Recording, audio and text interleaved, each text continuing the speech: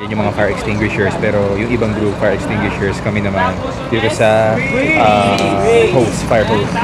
So yan, diadem yan kung paano gagawin. So we'll do it by pairs. Partner ko itong si Win. Yun o. May gas na. Kinalat na yung gas yun sa likod. Wow, lang unit yan. 1, 2, 3. So yan yung first gagawa. Sabay siya muna. Go, fire extinguisher ang gamit niya. Yan. Oh, next. Next. Yun na yung next. Good. Okay.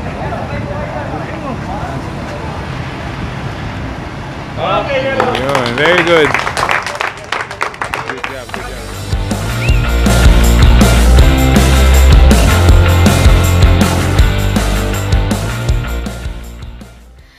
Good morning!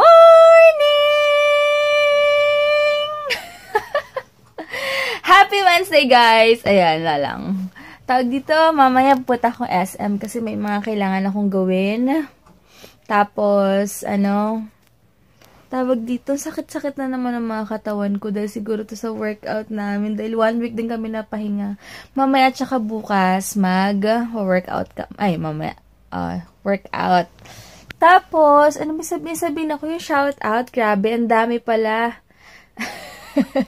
Iniisip ko kung mamaya i-shoutout ko na or basta, baka mamaya, tapos mamaya gagawin ako mag-film ako ng favorites. Hindi nga ako natuloy kahapon kasi yung oras ko sobrang limited lang. So, mamaya marami-rami akong time. Ayusin ko na yung mga dapat ko ayusin ngayon para matapos ako and makapag-film.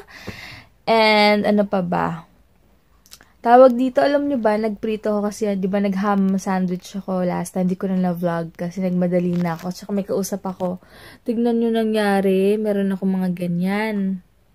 Tapos, parang siya, nagtubig-tubig pa yun. Sorry sa mga kumakain. Pero alam nyo yun. Sabi ko kay Heinz, Jel, meron akong mga ganito dahil sa prito. Sabi niya, okay lang yan. Sign niya na may asawa ka na. Pag sobrang kinis, parang wala ka pang asawa. Ganun ba yun? Hindi porket may asawa tayo, pababaya atin yung sarili natin, ba diba? So, ayan o. Kaya nainis ako, ayaw pa niyang matanggal. Di ko alam kung kailan siya matatanggal. Mga ilang days ba to guys or weeks? Ayan o, nakakaasar. Ayan, 3 pa sila. OA. Sana matanggal na. Ayun, yun lang guys. And, iba pala yung concept ng namin, ng collab. So, sana madali lang kasi hindi ako talaga sanay. Nahihiyang ako kasi invite ako ng team collab na mag-collab sa kanila.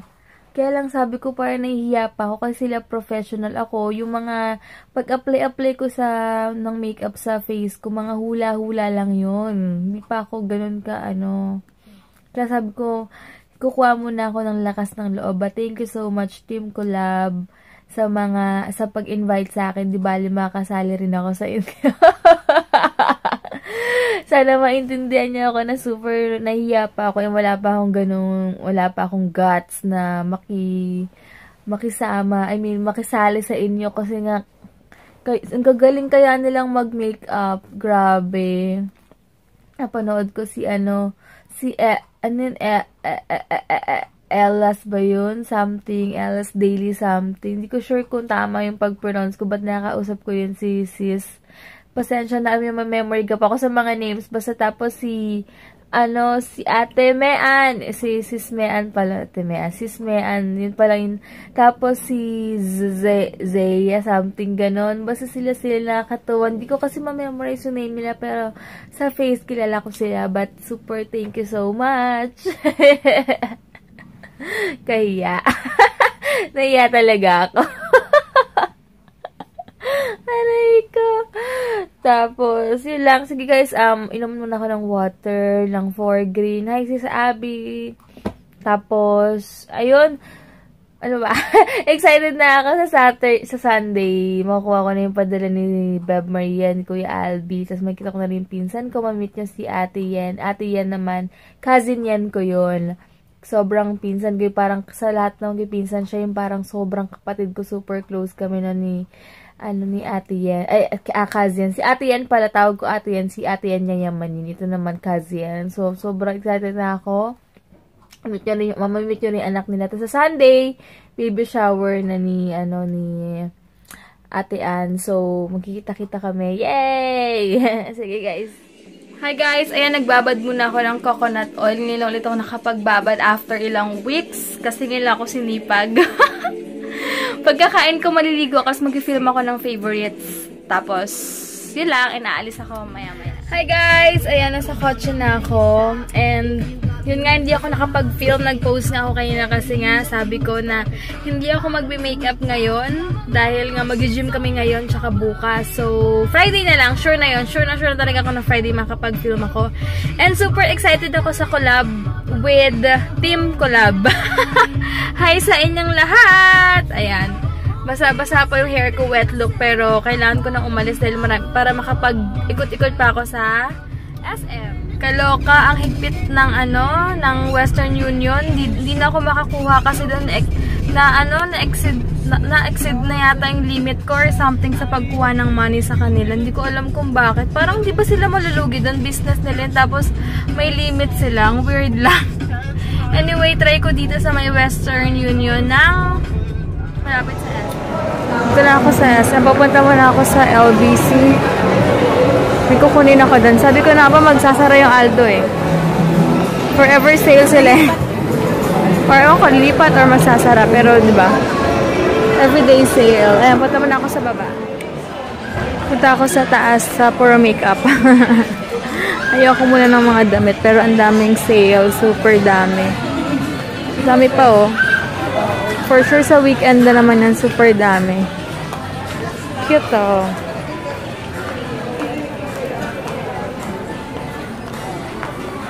Sa MOA, grabe daming tao. Dito wala masyado.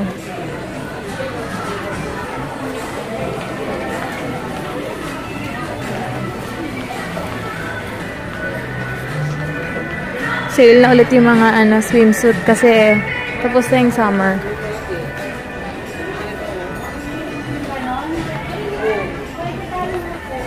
Titingin ako sa Essence. So, nireview ni Ate Ann Klutz. Baka meron dito. Sana maganda yung shade niya, may light shade. Check ko kung may bago sila.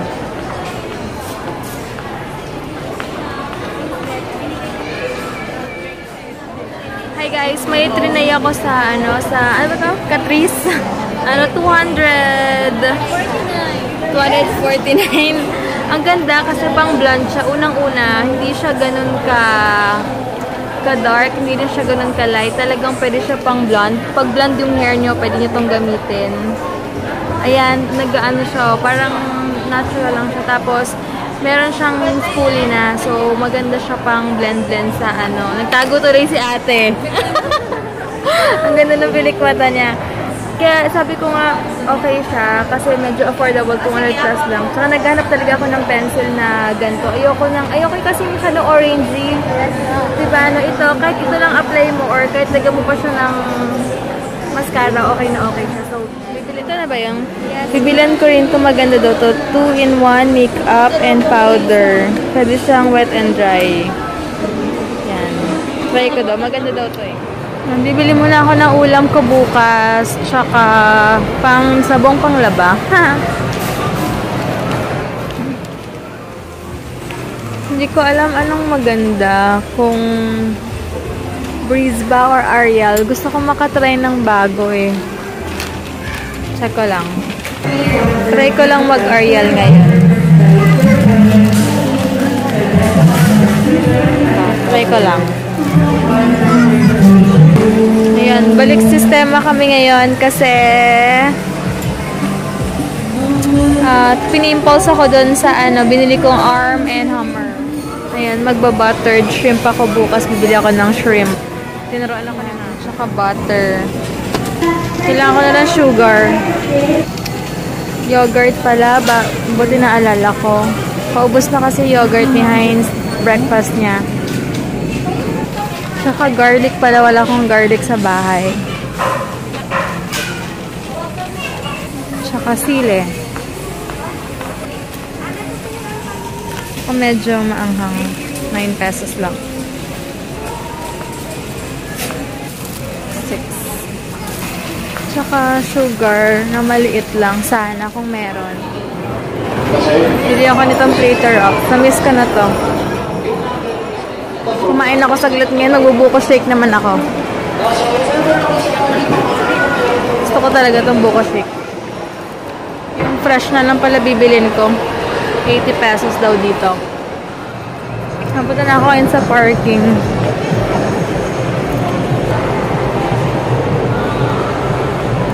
Mas marami pa rin tao dun kahapon sa sa MOA kahit na Tuesday pa lang. Sa bagay kasi dun kasi gitna maraming sakayan. So siguro ibang tao kaya mas marami talaga dun, no? Wait lang. Hi guys. Ayun, meron pa akong hand soap. Kabibili ko lang sa Daiso, 'di ba, yung malaki. Pero nakita ko to, nag-cut kasi attention ko sa thanks for donation. Sabi ni ate, talagang i-donate to sa mga batang cleft lip and cleft palate ba yan? Repair surgeries. And super bango niya kung gusto niyo po talaga kayo sa Watsons. Tapos for 119. For 199, dalawa na siya. So, pwede na kasi makapag-donate naman na tayo, diba? So, kung gusto niyo po talaga kayo sa Watsons. Ayan guys, kotse na ako. Yung gamit ko pala sa kilay ko, yung Catrice na binili ko. Ang ganda niya kasi sakto lang siya pang blonde. Kaya yun. And yun, super happy ako dahil may hand soap ulit kami. Super bango, as in. And makakatulong ka pa. So, sana guys, maka-avail kayo. Wala, nakakatuwa lang, diba? And ayun, 199 pala. Kala ko 119, pero 199. Pero pwede na, diba? Kasi mabango na and makakatulong ka pa, oh. Diba, guys? So, sana maka-avail din kayo. Sige, guys, pupunta muna ako sa Cebuana. Si Heinz pa uwi na. Tapos pag uwi ko, mag-aayos na ako para sa pang-gym namin. Ayan, palabas na ako sa SM. Ayan, dito na ako sa highway. Parang nagkikrave ako sa mangga. Sana makatabi ako dun, makabili ako ng mangga. Sana lang. Ito kasi puro banana tsaka pineapple. Tama ba? Hindi ko na siya nakita pero sarap! Ihaw-ihaw! Nakakamiss sa mga ganyan, no? Kakainis. Ayan. Medyo traffic na dito kasi pala, pasukan na. Ang daming bata, oh. Sinusundo na nila yung mga kanilang anak.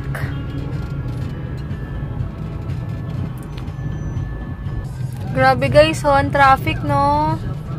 Iba talaga tong Las Piñas. Kakaiba. Ayan, bahay na ako. Wait lang. Ito siya. Tingnan yung kilay ko, diba? Ayan siya. And, ito pala, 249 pala to. Yung eyebrow stylist. Date with Ashtone. Sabi ko yata 260. Nakalimutan ko. Sorry guys. And ito naman 390 naman tong 2-in-1 makeup and powder. Ayun. So, ayan. Tatry ko to. Napagod ako kasi super bigat ng bit-bit ko. And bumili pala ako ng mangga. Lalaway ako. Tignan nyo guys. Super daming bagoong. Hello guys, hindi ako magbubuhat ngayon, tinatamad ako. So mag-cardio lang ako, magpapapawis lang ako for 30 minutes lang. Ayan. Ha? Hi guys, bahay na kami. Ayun, nakausap ko pala si Ate Gareth. So, siya na lang pala kukuha ng